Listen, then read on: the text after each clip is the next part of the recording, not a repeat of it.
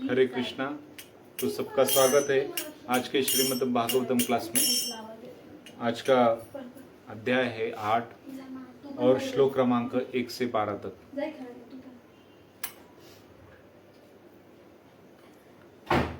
जय राधा माधव कुंज बिहारी, जय राधा माधव कुंज बिहारी, गोपी जन वल्लभ गिरिवरधारी, जय गोपी जन वल्लभ गिरिवरधारी, यशोदानंदन ब्रजजनरंजन, यशोदानंदन ब्रजजनरंजन, यशोदानंदन ब्रजजनरंजन, यमुना तीरा वनचारी, यमुना तीरा वनचारी, जय राधा माधव कुंज बिहारी, हरे कृष्णा कृष्णा कृष्णा हरे हरे, हरे राम राम राम हरे हरे, हरे कृष्णा कृष्णा कृष्णा हरे हरे, हरे राम राम राम हरे हरे, हरे कृष्णा कृष्णा कृष्णा हरे हरे, हरे राम राम राम हरे हरे, हरे कृष्णा कृष्णा कृष्णा हरे हरे, हरे राम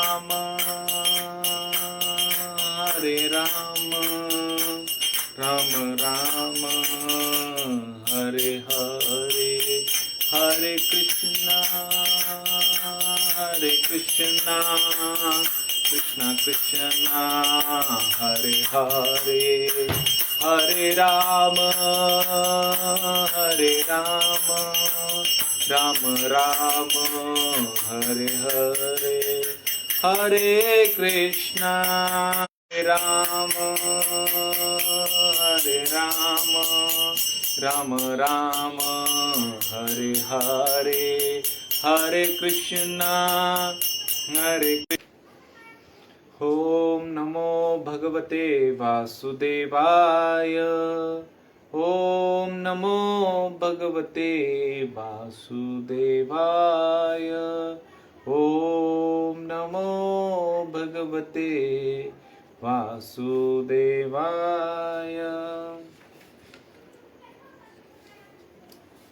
श्रीराजो क्रीडन्निव विनिर्जित्य त्रैलोक्या बुभुजे श्रियं, भगवंस्तमाख्याहि वर्म नारायणात्मक गुप्तो जयन्मुदे। परीक्षित महाराजांनी शुकदेव गोस्वामींना विचारले, हे भगवन, ज्या योगे राजा इंद्राने सुरक्षित होऊन आपल्या शत्रूंना त्यांच्या वाहनासहित जिंकले आणि तिन्ही जगतांचे ऐश्वर्य प्राप्त केले, त्या विष्णू मंत्र कवचाविषयी कृपया मला सांगा। इंद्राने स्वतःच ठार मारू इच्छिणाऱ्या शत्रूंचा नारायण कवचाद्वारे पराभव करून युद्धास विजय संपादन केला, त्या नारायण कवचाविषयी कृपया मला सांगा. श्लोक क्रमांक 3. श्री बादरायणी रुवाच. बादरायणी यानी श्री शुकदेव गोस्वामी. वृतः पुरोहित स्वाष्ट्रो महेन्द्रायानुपृच्छते नारायणाख्यं वर्माह तदिहैकमनाशृणु. श्री शुकदेव गोस्वामी म्हणाले, देवराज इंद्राने देवतांनी नियुक्त न्यास मंत्राभ्यान वाग्यात शुचिः नारायणं परं वर्म सन्नेहद भय आगते पादयोजनानु करीत आचमन करावे. ओम पवित्रः पवित्रो वा सर्वावस्थां गतोऽपि वा यस्मरेत पुण्डरीकाक्षं स बाह्याभ्यन्तरः शुचिः. श्री विष्णू श्री विष्णू श्री विष्णू. त्यानंतर त्याने शरीरावर नारायण कवच बांधावे. सर्वप्रथम त्याने ओम नमो नारायणाय या अष्टाक्षरी मंत्र जप करत शरीराच्या 8 भागांना हाताने स्पर्श करावा.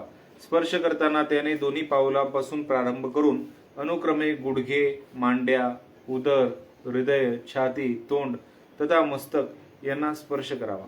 त्यानंतर उलट क्रमाने शरीराच्या 8 भागांना स्पर्श करीत त्याने मंत्रही उलटा म्हणावा. या 2 क्रियांना अनुक्रमे उत्पत्ती न्यास आणि संहार न्यास असे म्हणतात. करन्यासं सततः कुर्यात् द्वादशाक्षर विद्यया प्रणवादीर्यकारंत मंगल्यष्ट पूर्वसु. त्यानंतर मनुष्याने द्वादशाक्षरी ओम नमो भगवते वासुदेवाय या मंत्राचा जप करावा. पुढे त्याने उजव्या हाताच्या तर्जनीपासून प्रारंभ करून डाव्या हाताच्या तर्जनीपर्यंत प्रत्येक बोटाच्या टोकावर मंत्रातील प्रत्येक अक्षर प्रथम ओमकाराचा उच्चार करून प्रस्थापित करावे. उर्वरित 4 अक्षर अंगठ्याच्या संध्यावर प्रस्थापित करावीत. निसेत हृदय ओंकारं विकारं अनुमूर्धनी शकारं तु भूयो मध्ये नकारं शिखयान्यसेत वेकारं नेत्रयोजारनकारं सर्वं सन्धिषु मकारमन्त्रमुद्दिश्य मन्त्रमूर्ति भवेद्बुधः सविसर्गं भडन्तं तत्सर्वदिक्षु विनिर्दिश्यते ओम वैष्णवे नमः इति. साधकाने त्यानंतर ओम विष्णवे नमः या 6 अक्षरी मंत्राचा जप करावा. ओम हे अक्षर हृदयावर, वी हे अक्षर मस्तकाच्या वरच्या भागावर, श हे अक्षर 2 भुवयामध्ये, न हे अक्षर शेंडीवर आणि वे हे अक्षर 2 नेत्रांच्या मध्ये प्रस्थापित करावे. त्यानंतर मंत्र जप करणाऱ्याने न हे अक्षर शरीराच्या सर्व सांध्यावर प्रस्थापित करावे आणि म हे अक्षर जणू एक प्रभावी अस्त्र आहे असे ध्यान करावे. अशा प्रकारे त्याने मूर्तिमंत मंत्ररूप होऊन जावे. त्यानंतर त्याने म या शेवटच्या अक्षरापुढे विसर्ग लावून म ह अस्त्राय फट या मंत्राचा जप पूर्व दिशापासून प्रारंभ करून सर्व दिशांना करावा. याप्रमाणे सर्व दिशा मंत्राच्या सुरक्षा कवचाने बांधल्या जातील. आत्मनं परं ध्यायेत ध्येयं षट्शक्तिर्वियुतं विद्या तेजस्तपो मूर्तिमीमं मंत्रमुदाहरेत. अशा प्रकारे जप केल्यानंतर साधकाने 6 प्रकारच्या ऐश्वर्याने युक्त असलेल्या आणि ध्यान करण्यास योग्य अशा पूर्ण पुरुषोत्तम भगवंताशी आपण गुणात्मकरित्या एकरूप आहोत असे समजावे. त्यानंतर त्याने पुढे दिलेली नारायण कवच नामक भगवान नारायणांना उद्देशून असलेली संरक्षण प्रार्थना म्हणावी.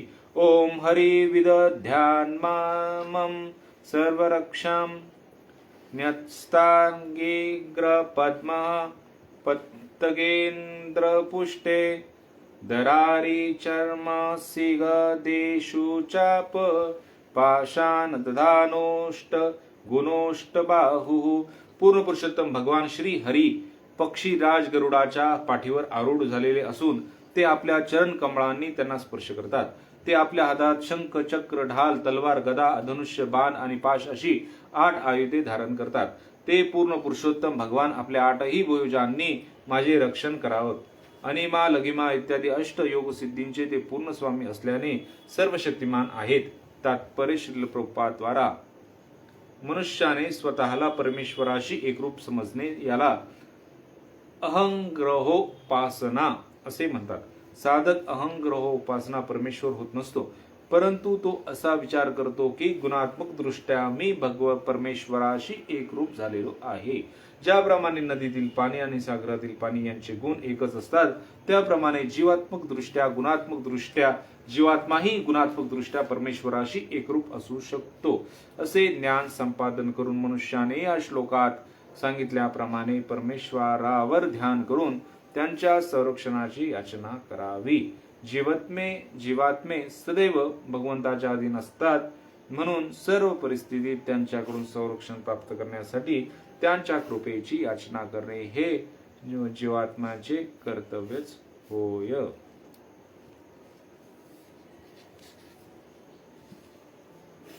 हरे कृष्णा।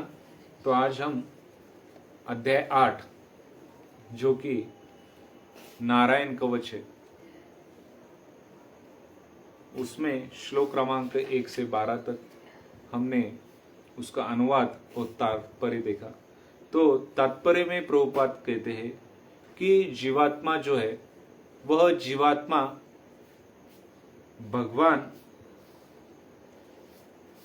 जीवात्मा के अंदर जो गुण है वह गुण और भगवान के गुण यह एक ही है, लेकिन यह जीवात्मा के जो गुण है गुणात्मक दृष्टया जो है हम भगवान से एक रूप है, लेकिन हम आंशिक रूप में वह गुण हम में है।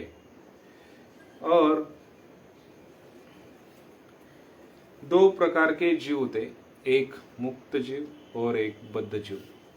तो बद्ध जीव जो है वह दोनों भगवान के अंश है, और भगवान जो है इस सृष्टि में हर जीव को जो है वह अल्प स्वतंत्रता देते हैं, और इस अल्प स्वतंत्रता का हम किस तरह उपयोग करते हैं, इससे वह बद्ध और मुक्त अवस्था हमें प्राप्त होती है। तो जो बद्ध जीव होते वह अपनी अल्प स्वतंत्रता का दुरुपयोग करके वह अपनी जो इंद्रिया है उससे बहुत संघर्ष करते हैं, और फिर वह इंद्रियों की सेवा में रत रहते हैं। इस तरह उन्हें जो है भगवान की प्रेम भक्ति जो है वह नहीं मिलती। और जो मुक्त जीव है वह जो अल्प स्वतंत्रता दी गई है भगवान के बारे में, भगवान के द्वारा, वह अल्प स्वतंत्रता का वह सही योग्य उपयोग करते हैं, और वह भगवान का गोपीर भर्तु पद कमलम दास दास दासानुदास यह भावना से वह रहते हैं और सेवा करते हैं। वह जो मुक्त जीव है वह अपनी सब इंद्रियों पर वह विजय प्राप्त किया होता है उन्होंने, और फिर उनको भगवान की जो दिव्य प्रेमा भक्ति है वह दिव्य प्रेमा भक्ति में वह रीत रहते हैं। इस तरह वह जो है कभी भगवान को नहीं भूलते हैं।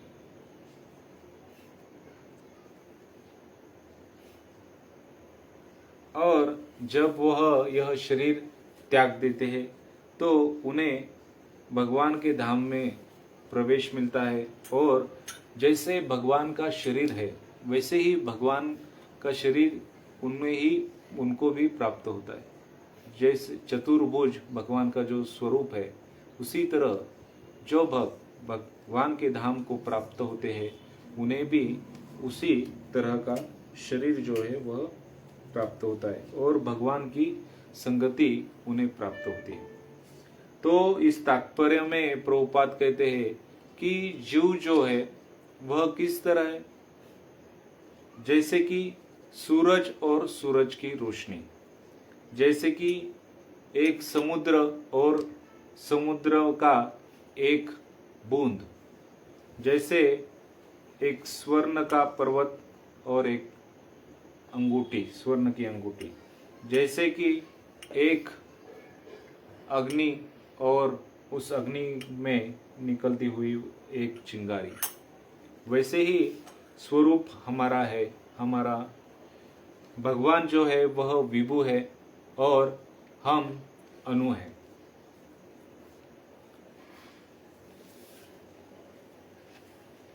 हम भगवान का एक अंश रूप है और हम इस जगत में, इस भौतिक जगत में हम संघर्ष कर रहे हैं। किस लिए संघर्ष कर रहे हैं? कि हमें कुछ शांति प्राप्त हो। लेकिन यह भौतिक जगत जो है वह कैसा है? वह दुखालयम अशाश्वतम है। यहाँ पर जो है सुख और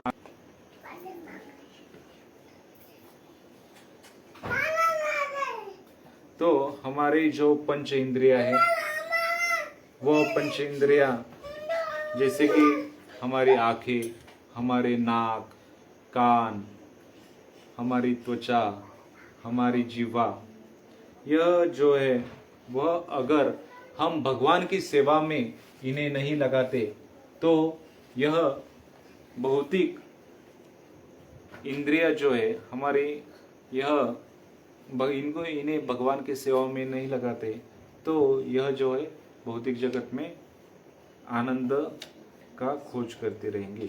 जैसे कि भगवद गीता में कहा है, ममय वांशो जीवलोके जीवभूत सनातन षष्टांद्रियानि स्थानी कर्षति, कि जीव जो है मेरा अंश है और जो षड इंद्रिया यानी 5 इंद्रिया और 6 सेंस जो है वह मन, यह एक कठोर संघर्ष कर रहा है कि उसे इस जगत में, भौतिक जगत में वह संघर्ष कर रहा है।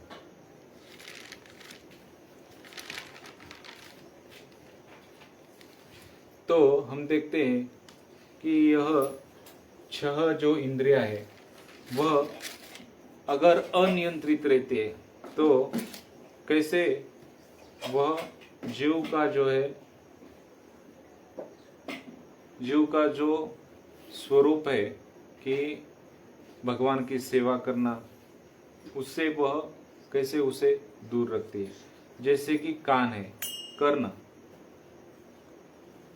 अगर यह हम किसी भौतिक विषय की चर्चा में, गॉसिप या किसी भौतिक गाना,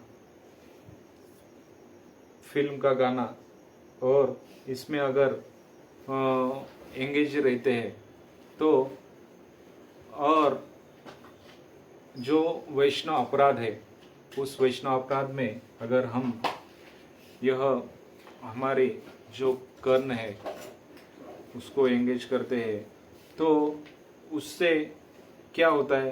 तो उससे हम इस जगत में जो है वह डिस्टर्ब रहेंगे।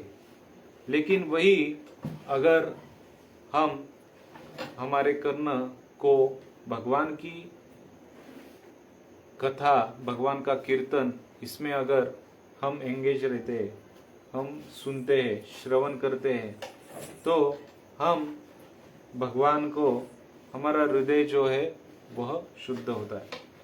श्रुन, जैसे प्रभुपाद कहते, श्रुनवता स्वकथा कृष्ण पुण्यश्रवण कीर्तन हृदयन्तस्त भद्राणि विधोनोति सहस्रताम् नष्टप्रायेषु अभद्रेषु नित्यं भागवत सेवया भगवते उत्तम श्लोके भक्तिर्भवति नैष्ठिकी। अगर हम भगवान के बारे में, भगवान की लीला के बारे में श्रवण करते हैं तो वह भगवान की लीलाएं हमारे कर्ण से लेके हमारे हृदय तक पहुंचती है और हमारा हृदय जो है वह शुद्ध होता है। तो हमें चाहिए कि कृष्ण को हमारे हृदय में प्रवेश करने के लिए हम भगवान की कथाओं को स्मरण करें, कथाओं को सुने। इसका अनियंत्रित इंद्रियों के बारे में उदाहरण आता है कि हरण जो है वह वेणु यानी बांसुरी का आवाज सुन के वह अपना जो कंट्रोल है वह खो बैठती है और जहाँ वह बांसुरी की आवाज शुरू रहती है वहाँ पर वह जाती है और उसे वह शिकारी जो है वह पकड़ लेता है। तो वैसे ही अगर हम हमारी कर्मेंद्रिय को भौतिक चीज़ों में, वैष्णव की निंदा सुनने में या किसी फिल्मों के गाने में सुनते हैं तो हम भी उस हरिण के जैसा अनियंत्रित होके हम हमारा जो आध्यात्मिक स्वरूप है उसे वह हम खो बैठते हैं। तो दूसरा इंद्रियों का उदाहरण आता है कि स्पर्श। हाथी हम देखते हैं, हाथी एक बहुत ही विशाल रहता है और उसमें बहुत शक्ति होती है।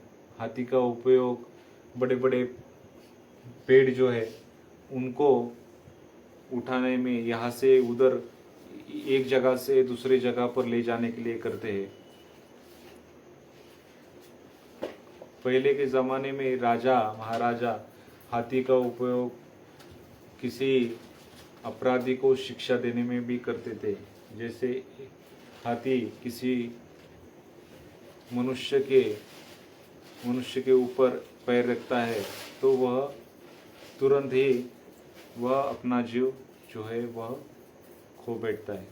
वैसा ये इतना शक्तिशाली हाथी, उसको पकड़ने के लिए एक शिकारी क्या करता है, एक हाथीनी को ट्रेन करता है, प्रशिक्षित करता है और फिर वह हाथी जो है वो उस हाथीनी का स्पर्श करने के लिए उसके पीछे भागता है और फिर खड्डे में जाके वह शिकारी उसको पकड़ लेता है।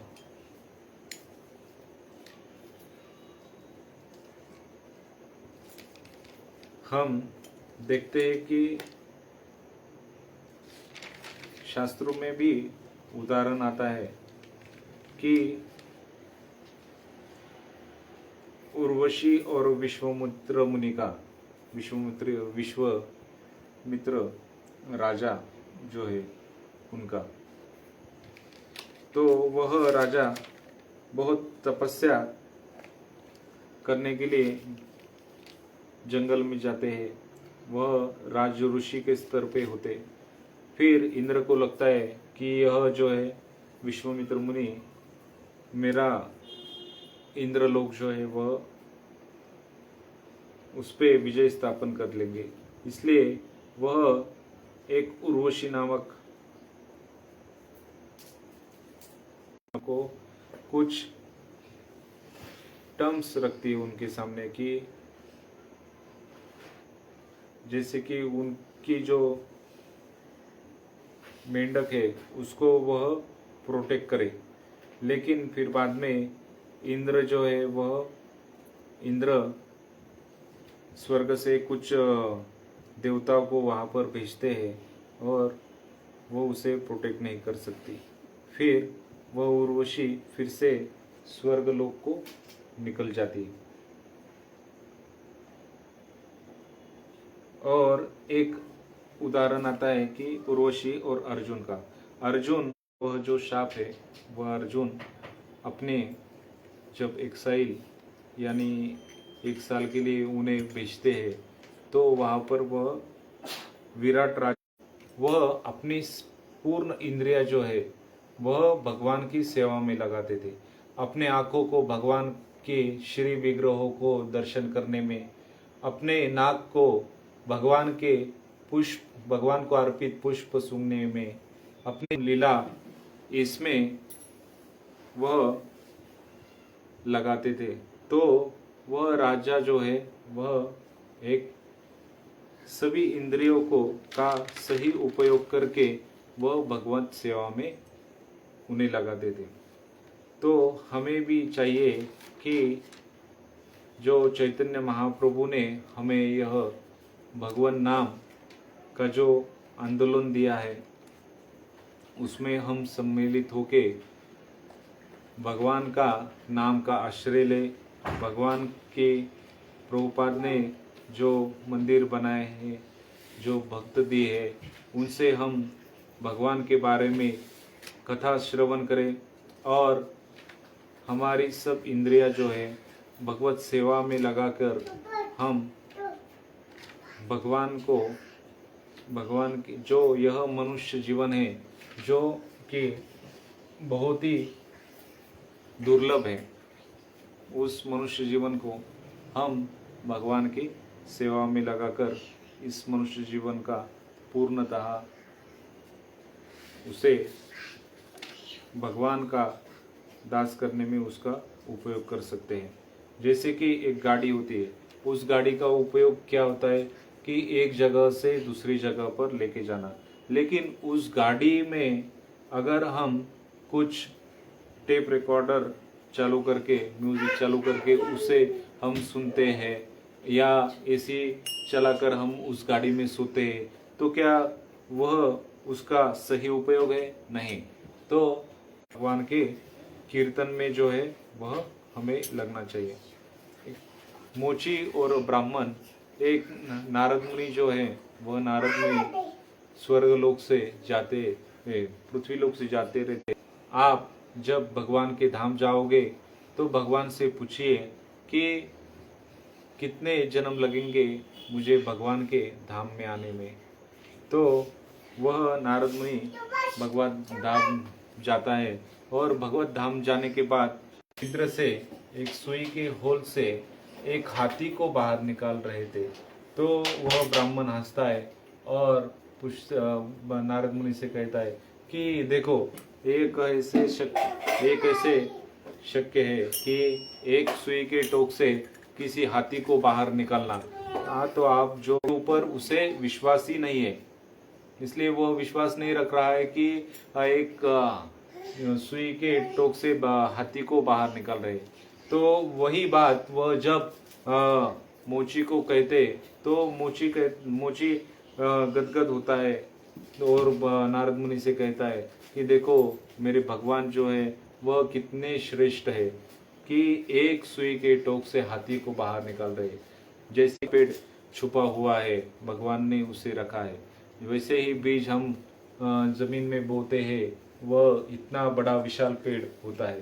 तो वैसे ही जैसे मोची को भगवान के ऊपर श्रद्धा रहती है, वैसे ही हमें चाहिए कि भगवान के ऊपर पूरी श्रद्धा रखकर हम भगवत सेवा में जो है वह रह सके।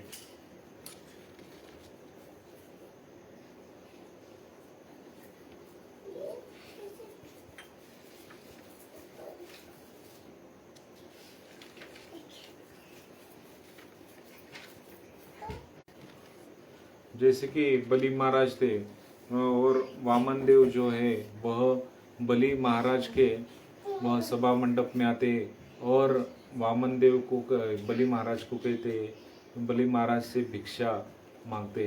तो बलि महाराज से वह 3 पग भूमि मांगते। तो बलि महाराज कहते हैं कि आप सिर्फ 3 पग भूमि मांग रहे हैं, कुछ और मांगिए। मैं देने के लिए तैयार हूँ। जो है बलि सुनते नहीं है और उन्हें 3 पग भूमि देने का आश्वासन देते हैं। और जैसे ही वह वामनदेव एक पग भूमि में यह सृष्टि, दूसरे पग में पूरा ब्रह्मांड माप लेते, तो वह बलि से कहते कि देखो बलि, तुमने तो 3 पग भूमि देने का मुझे वचन दिया था, लेकिन 2 पग भूमि में ही बंदिस्त करते हैं। और बंदिस्त करते तो बलि कहता है कि हे भगवान, इस शरीर के ऊपर मेरा हक है, तो आप जो है वह अपना तीसरा जो